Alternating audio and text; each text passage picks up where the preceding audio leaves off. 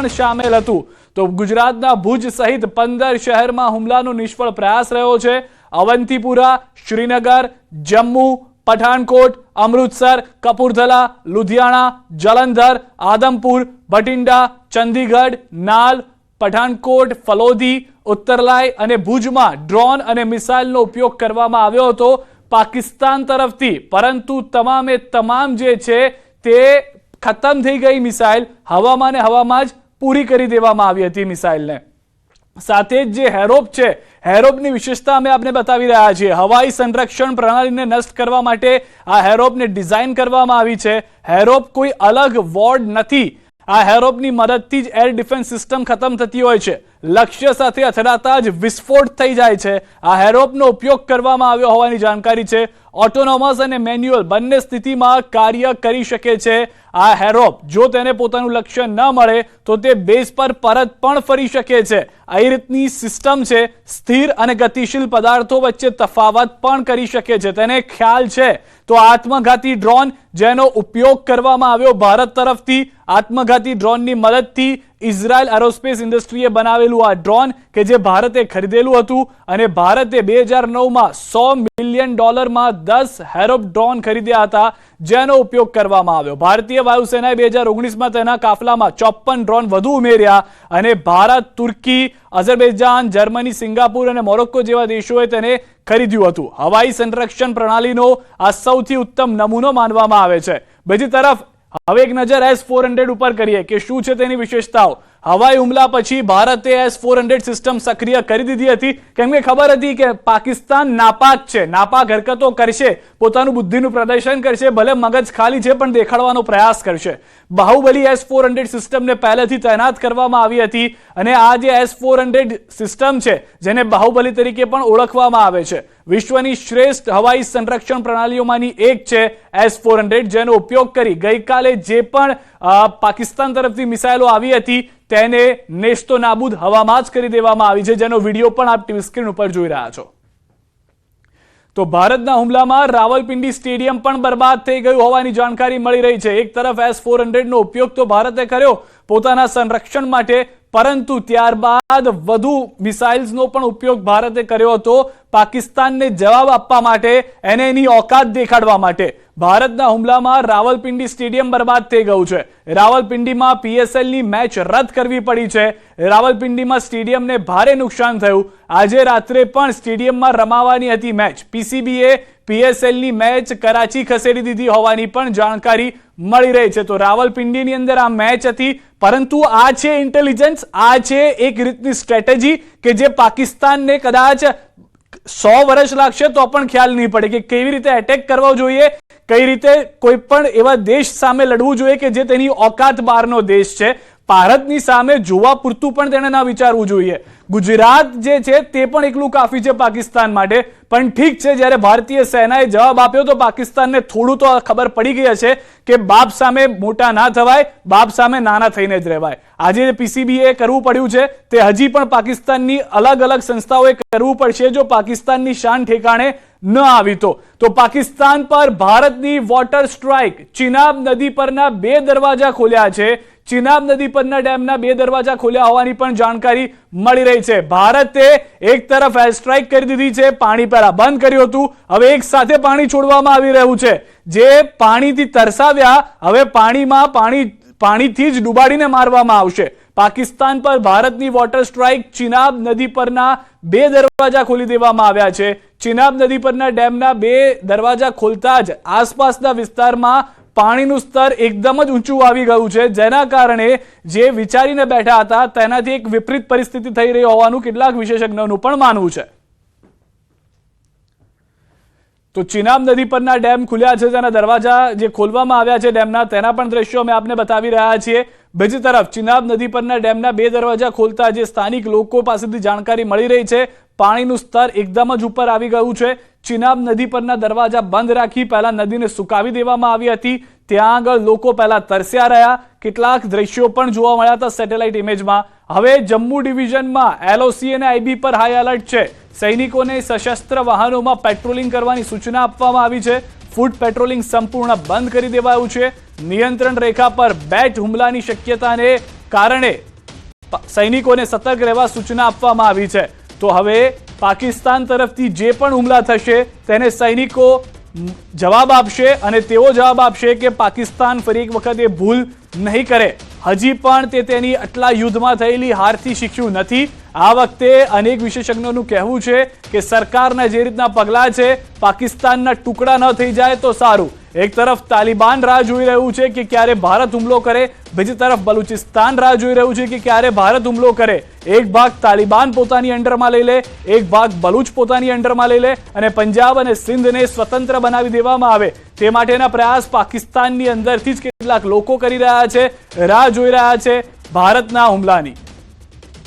તો ભારતની કાર્યવાહીથી પાકિસ્તાનમાં ફફડાટ હોવાના પણ સમાચાર છે। પાકિસ્તાનના શેર બજારમાં મોટો કડાકો આવી ગયો છે। પાકિસ્તાનનું શેર બજાર 7000 થી વધુ પોઈન્ટના કડાકા સાથે બંધ કરવું પડ્યું છે। પાકિસ્તાનની માઠી બેઠી હોય તેવી સ્થિતિ। ગઈકાલે જ્યારે ઓપરેશન સિંદૂરની ખબર પડી ત્યારે 5000 માર્કેટ પડી ગયું હતું, આજે 7000 પડી ગયું છે। કુલ છેલ્લા 48 કલાકની અંદર 12% વધુ સેન્સેક્સ જેમ આપણે જેમ સેન્સેક્સ છે તેમ ત્યાં કરાચી છે, કરાચી માર્કેટ જે છે તેમાં આ લોસ થયો હોવાની જાણકારી છે। જે પાકિસ્તાનનું શેર માર્કેટ છે તે 12000 પોઈન્ટ પડી ગયું છે છેલ્લા 48 કલાકની અંદર। પાકિસ્તાનના તમામ મોરચે ખરાબ સમાચાર મળી રહ્યા છે। ભારતની કાર્યવાહીથી એક તરફ પાકિસ્તાનના કેટલાક નેતાઓ પોતાના પરિવારને કેનેડા, ઇંગ્લેન્ડ, યુએસ મોકલી રહ્યા છે, તો બીજી તરફ આ સમાચાર કે જે આર્થિક રીતે પહેલેથી ભિખારી બનેલું પાકિસ્તાન છે તેનું શેર માર્કેટ પણ નીચે પડી ગયું છે। તો રાજનાથસિંહે સેનાને આપ્યા અભિનંદન। અનેક આતંકીઓને મોતને ભેટ્યા છે તેને લઈને પણ રાજનાથસિંહે વાત કરી છે। ભારતીય સેનાનો જય જયકાર કર્યો છે। આતંકવાદ વિરુદ્ધ કાર્યવાહી ચાલુ રહેશે તેવું પણ કહેવામાં આવ્યું છે। પાકિસ્તાન પર કાલે રાત્રે કાર્યવાહી કરી। પાકિસ્તાન પીઓકેમાં આતંકી કેમ્પ નષ્ટ કર્યા। ભારતીય સેનાનું અકલ્પનીય કામ। પ્રધાનમંત્રી મોદીએ સેનાને સૂત્ર આપ્યું, સંરક્ષણમાં આત્મનિર્ભરતાનું સૂત્ર આપ્યું। 100 થી વધુ આતંકીઓના મોત થયા સટીક હુમલા સાથે ઓપરેશન સિંદૂર। जो शौर्य और पराक्रम दिखाया है उसके लिए मैं हृदय से बधाई देता हूं। पाकिस्तान और पीओके में जिस तरह से हमारी आर्म्ड फोर्सेस ने टेरर कैंप्स को नेस्त नाबूद किया है वो हम सब के लिए एक गौरव का विषय है। इसमें 9 टेररिस्ट कैंप्स तबाह हुए और अच्छी खासी संख्या में आतंकी मारे गए। जिस तरह से इस ऑपरेशन को किसी भी इनोसेंट को नुकसान पहुंचाए बिना मिनिमम कोलेटरल डैमेज के साथ अंजाम दिया गया वह इसलिए संभव हो पाया क्योंकि हमारे formidable and professionally trained armed forces के पास इक्विपमेंट भी हाई क्वालिटी के थे। તો ભારતના હુમલાની વચ્ચે પાકિસ્તાનમાં હડકંપ મચી ગયો છે। ભારતે રાવલપિંડીના ક્રિકેટ સ્ટેડિયમને તબાહ કરી નાખ્યું છે। તેથી પાકિસ્તાની નાગરિકોની સાથે સાથે ત્યાંના નેતાઓની પણ ઊંઘ હરામ થઈ ગઈ છે। દરેક લોકોમાં ભયનો માહોલ જોવા મળી રહ્યો છે। આ માહોલ વચ્ચે પાકિસ્તાનના સંસદમાં સાંસદ અને પૂર્વ પાકિસ્તાની મેજર તાહિર ઇકબાલ રડી પડ્યા હતા, જેનો વિડીયો પણ સામે આવ્યો છે, જેમાં તેઓ ભારતના હુમલાના ડરથી બોલી રહ્યા છે કે યા ખુદા અમને બચાવી લો। हमारी कौम यकजा है। मैं इन सबसे कहूंगा कि मिल के चलो और अपने रब से रजू करो। रब काबा हम तेरे आगे दरख्वास्त करते हैं इस मुल्क की हिफाजत फरमाना जो तूने हमें अता किया है और ये नबी सल्लल्लाहु अलैहि वसल्लम की दुआओं का है। તો ઓપરેશન સિંદૂરથી ફફડી ઉઠ્યું છે પાકિસ્તાન। દરિયાકાંઠાની સુરક્ષા વધારી છે। દરિયાકાંઠાની સુરક્ષા હાઈ એલર્ટ પર છે। બધી બોટો પર પ્રતિબંધ મૂકવામાં આવ્યો છે। પાકિસ્તાની બંદરો પર દરિયાઈ સુરક્ષાને હાઈ એલર્ટ પર કરવામાં આવી છે। અધિકારીઓએ નાની અને મોટી માછીમારી બોટોને દરિયામાં જવા માટે તમામ પરમિટ સસ્પેન્ડ કરી દીધી છે। આ દ્રશ્યો જોઈ રહ્યા છો સીધા જ પાકિસ્તાનથી કે જ્યાં આગળ પાકિસ્તાનની હવા એવી નીકળી ગઈ કે જે 72 હુરો પાસે જવાની વાત કરતા હતા તે પાકિસ્તાન હવે પાતાળમાં જગ્યા શોધી રહ્યું છે।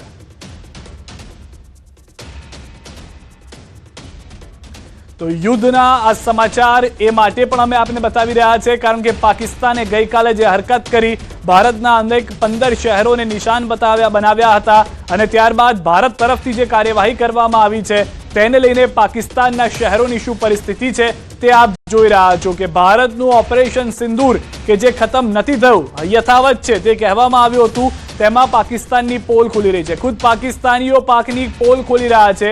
પાકિસ્તાનમાં વાયરલ થયા પાક નાગરિકોના વિડીયો પાકિસ્તાન નાગરિકે ખોલી પાકિસ્તાનની સરકારની પોલ, પાકિસ્તાની સેનાની પ્રોપોગન્ડાની પોલ ખોલી દીધી છે.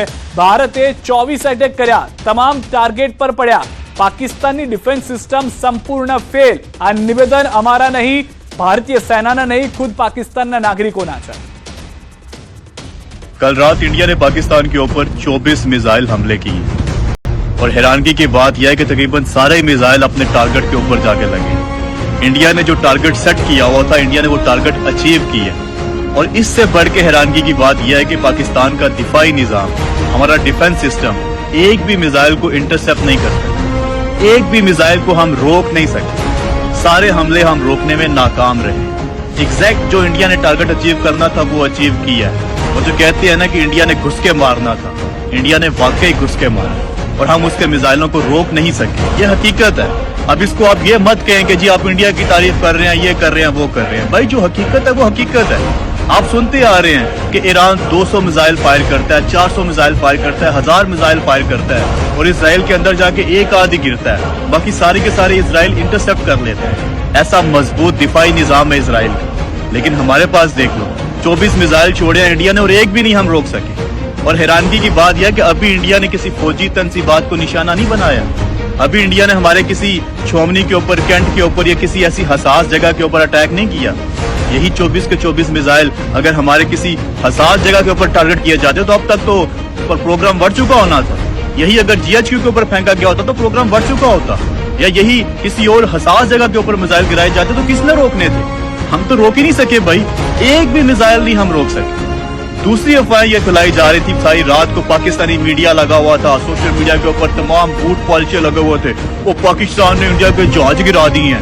वो सारी पिक्चर्स मैंने देखी, कोई 8 महीने पुरानी है, कोई 3 साल पुरानी है. हमने इंडिया का वो जनरल हेडक्वार्टर गिरा दिया, पता नहीं क्या गिरा दिया. वो मैंने सर्च किया, वो भी फेक न्यूज फैलाई हुई. कोई ऐसी न्यूज नहीं है. एक न्यूज जो है वो सही चल रही है कि कश्मीर के अंदर 2 तैयारे गिरे हैं. वो अब किसके गिरे हैं अभी तक कंफर्म नहीं हुआ. पाकिस्तान के गिरे हैं, इंडिया के गिरे हैं, अभी तक कोई कंफर्म नहीं है. ज्यादातर लोग यही कह रहे हैं कि वो इंडिया के तैयारे गिरे हैं. कौन सा तैयारा अभी तक कोई कंफर्मेशन न्यूज नहीं है. लेकिन अगर ये मान भी लिया जाए कि इंडिया के 2 तैयारे आपने कश्मीर के अंदर गिरा दिए हैं तो भाई बहुत अच्छी बात है. आपकी डिफेंस को, आपकी एयरफोर्स को सैल्यूट है, सलाम है कि एटलीस्ट आपने उनके तैयारे तो रोक लिए हैं जो हमारी तरफ आ रहे थे. चलो ये तो आपने रोक लिए. आप मुझे बताएं कि वो जो 24 मिसाइल दागिया इंडिया ने आपके मुल्क के अंदर, उसका जवाब किसने देना? आप एक मिसाइल भी जवाबन नहीं चला सके. एक मिसाइल ही चला देते यार. वो गोरी, वो शहीन, वो अब्दाली शबरात पे चलाने हैं या वो कयामत पे चलाने हैं जाके, या वो कब्र में साथ लेके जाने हैं अपने. आए रोज मिसाइल धमाके कर रहे होते हो, हमले कर रहे होते हो, आप टारगेट अचीव कर रहे होते हो. वो दायरे लगा के जनाब हमने ये मिसाइल जो है वो एक्सपेरिमेंट कर लिया, ये तजर्बा कर लिया. ये चलाने कब है? अगले आपके घर में आके आपको ठोक के चले गए हैं और आपकी हिम्मत नहीं हो पाई कि आप एक मिसाइल भी चला सको. क्या वजह है? क्या इंडिया के पास उसका दिफाई निजाम बड़ा मजबूत है? आपको डर है कि वो आपके सारे मिसाइल इंटरसेप्ट कर लेगा, वो रोक लेगा? या फिर आपको डर है कि अगर आप एक मिसाइल चलाएंगे तो इंडिया 6 और चला देगा? किस चीज का डर है? क्यों नहीं चला पा रहे? તો બે દ્રશ્યો હવે અમે આપને બતાવી રહ્યા છે. એક તરફ જે સ્ટ્રાઇક કરવામાં આવી ઓપરેશન સિંદૂર એર સ્ટ્રાઇકના એ દ્રશ્યો, બીજી તરફ વોટર સ્ટ્રાઇકના પણ દ્રશ્યો કે જે હવે દરવાજા ખોલી દેવામાં આવ્યા છે. હવે તકલીફ પડવાની પાકિસ્તાનને એ છે કે પહેલા સુકાઈને મર્યા, હવે ડૂબોડીને મારવામાં આવશે. કારણ કે એક સાથે પૂર જેવી પરિસ્થિતિનું નિર્માણ થઈ જાય છે આસપાસના વિસ્તારમાં. કેટલાક વિશેષજ્ઞો સાથે વાત થઈ હતી ત્યારે તેમનું પણ એ જ માનવું હતું કે જ્યારે ભારત આ દરવાજા ખોલી દેશે તો જે સુકાઈ ગયેલી ચિનાબના દ્રશ્યો સેટેલાઇટ ઇમેજમાં જોવા મળ્યા છે તે ફરી એક વખત જોવા મળી શકે છે કે જેમાં પરિસ્થિતિ अलग हशे, पूर आवी गयुं होय तेवी परिस्थिति हशे.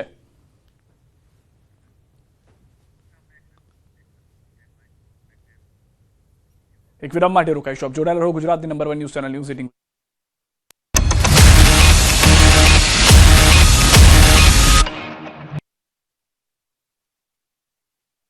જે પ્રકારથી પાકિસ્તાનના જે પણ પ્રયાસ છે તે હવાઈ થઈ ગયા છે. અમારી સાથે સહયોગી સિદ્ધાર્થ પણ જોડાયા છે, તેમની પાસેથી વધુ જાણકારી મેળવવાનો આપણે પ્રયાસ કરીએ. સિદ્ધાર્થ, ખૂબ જ મહત્વપૂર્ણ સમાચાર જે પ્રકારથી કે પાકિસ્તાને આપણા 15 શહેરોમાં ટાર્ગેટ કરવાનો પ્રયાસ કર્યો પરંતુ નિષ્ફળ નીવડ્યો. શું વધુ અપડેટ છે આપની પાસે સિદ્ધાર્થ આને લઈને? સૌથી વધારે મહત્વની વાત છે કે જે રીતે પાકિસ્તાનનો ફિતરત રહી છે, કાયરતા, એ કાયરતા તેનામાં દેખાઈ હતી, પરંતુ તેઓ ભૂલી ગયા હતા કે આ પાકિસ્તાન નથી, આ ભારત છે. આ પાકિસ્તાનની એર ડિફેન્સ સિસ્ટમ નથી, આ ભારતની એર ડિફેન્સ સિસ્ટમ છે.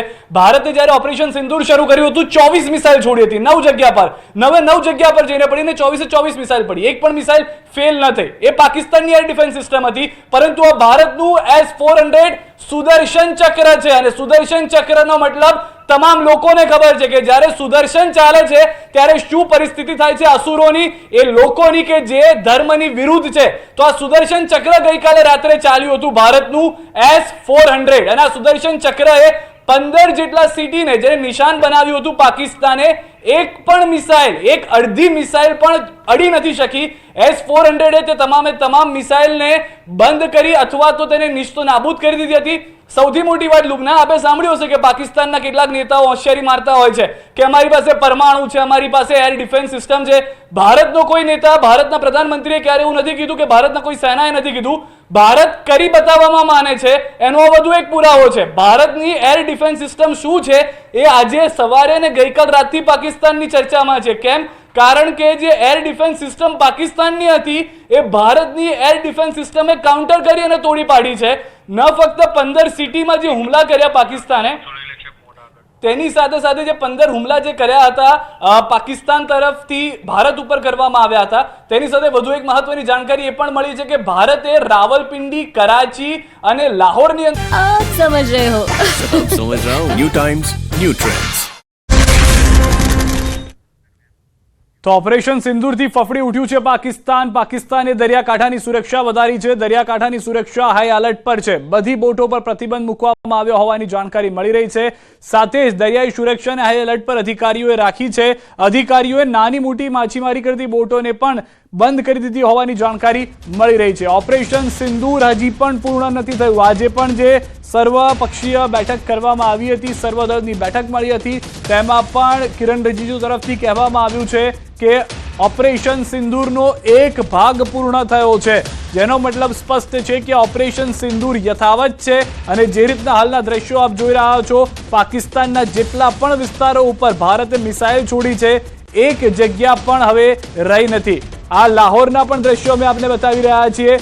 લાહોરના દ્રશ્યો આપ જુઓ કે જ્યાં આગળ પાકિસ્તાની સેનાના પણ કેટલાક અધિકારીઓના મોતના સમાચાર ખુદ પાકિસ્તાની સેનાએ પણ સ્વીકાર્યા છે. તેમનું પણ કહેવું છે કે અમારી પર જે હુમલો થયો તેમાં અમારા સેનાના ઇજાગ્રસ્ત થયા છે અધિકારીઓ.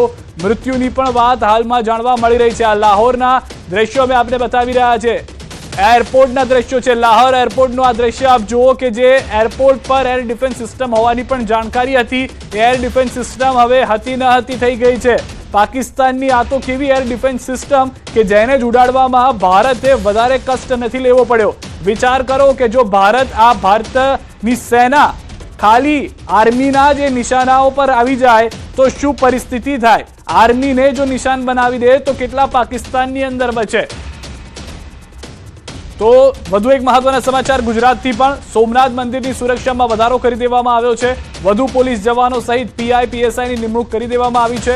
ભારતીય સેના દ્વારા પાકમાં આતંકી અડ્ડા પર હુમલા બાદ સોમનાથની સુરક્ષામાં વધારો કરાયો છે.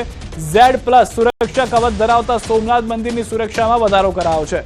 સ્ટ્રેટેજિક પોઈન્ટ પર સુરક્ષામાં વધારો કરાયો હોવાની પ્રાથમિક જાણકારી છે. સાથે જિલ્લા પોલીસ કંટ્રોલ રૂમ ખાતે શિફ્ટ નવા પીએસઆઈની પણ નિમણૂક કરવામાં આવી રહી છે. તો શિફ્ટ વાઇઝ નવા પીએસઆઈની નિમણૂક કરવામાં આવશે તેવી પણ જાણકારી હાલમાં પ્રાપ્ત થઈ રહી છે. સોમનાથ મંદિરની સુરક્ષામાં પણ વધારો કરવામાં આવ્યો હોવાના પણ સમાચાર પ્રાપ્ત થઈ રહ્યા છે.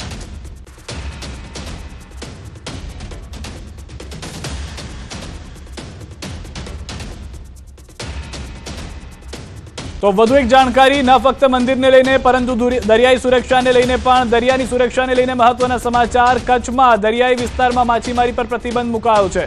દરિયામાં ગયેલી તમામ બોટ પરત બોલાવાઈ છે. નારાયણ સરોવર, જખૌ, લખપતના કાંઠા વિસ્તારમાં પ્રતિબંધ. આગામી સૂચના ન અપાય ત્યાં સુધી તાત્કાલિક અસરથી માછીમારી પ્રવૃત્તિ બંધ કરાવાઈ છે. આવતીકાલે કચ્છના 14 માછીમારી સ્થળોએ માછીમારોની જાગૃતિ માટે સમજ આપવામાં આવશે તેવી પણ જાણકારી મળી રહી છે. તો પહેલેથી જ સુરક્ષાને લઈને પગલાં લેવામાં આવી રહ્યા છે. ભારતની સાથે જે પાકિસ્તાનની હરકતો છે તે સુધરવાની નથી, જેને લઈને ગુજરાતની અંદરની આ તૈયારીઓ આપ છે તે જોઈ રહ્યા છો. દરિયાઈ સુરક્ષાને મહત્વ આપવામાં આવી રહ્યું છે. દરિયાઈ સુરક્ષાને લઈને લોખંડી કરવામાં આવી રહ્યું છે. એક આયર્ન ડોમ તૈયાર કરવામાં આવી રહ્યું છે. જે રીતે ઇઝરાયલ પાસે છે તેવી રીતે ભારતમાં ગુજરાતની અંદર પણ તૈયારીઓ થઈ રહી છે.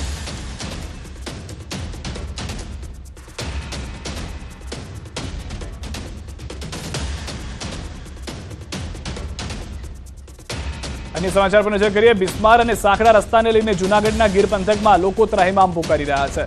મેંદરડાથી સાસણ જતો રસ્તો એક માર્ગીય હોવાને લઈને અનેકવાર અકસ્માતની ઘટનાઓ સામે આવી છે. ત્યારે તાજેતરમાં રાજ્યસભાના સાંસદ પરિમલ નથવાણીએ ટ્વીટ કરીને આ રસ્તો રિપેર કરવા તંત્રનું ધ્યાન દોર્યું હતું.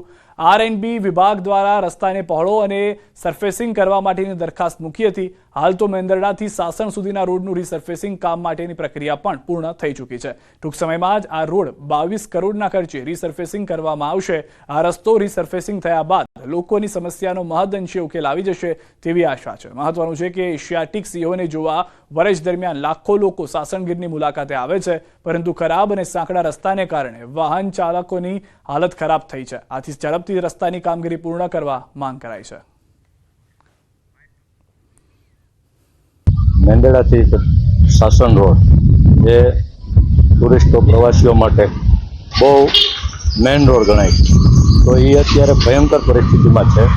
તો હાલ થોડાક થીગડા થયા છે અને કોઈ કારણોસર આ થીગડા અધૂરા રહ્યા છે. અધૂરા રહેવાનું કારણ જે હોય છે એ તો અમને ખબર નથી, પણ આ થીગડા તાત્કાલિક કરવામાં આવે અને આ રસ્તો તાત્કાલિક સમારકામ કરવામાં આવે એવી તંત્રને વિનંતી કરીએ છીએ. એક્સિડન્ટ થાય છે એના માટે આ ડબલ પટ્ટી રસ્તો થાય એવી અમારી માંગ છે. અઠવાડિયા શનિ રવિ વધારે પ્રવાસીઓ આવતા હોય છે એટલે ટુ વ્હીલને એક્સિડન્ટો થાય છે. સાંકડા અને આટીવાળા રસ્તા છે એટલે કોઈ એકબીજાને દેખાતું નથી. બે વધારે થોડી સ્પીડમાં હોય છે ત્યારે એક્સિડન્ટો થાય છે. સરકારશ્રીને આપણે વિનંતી કરીએ છીએ કે રોડ પણ પોળો બનાવે આ સિંગલ પટ્ટીથી.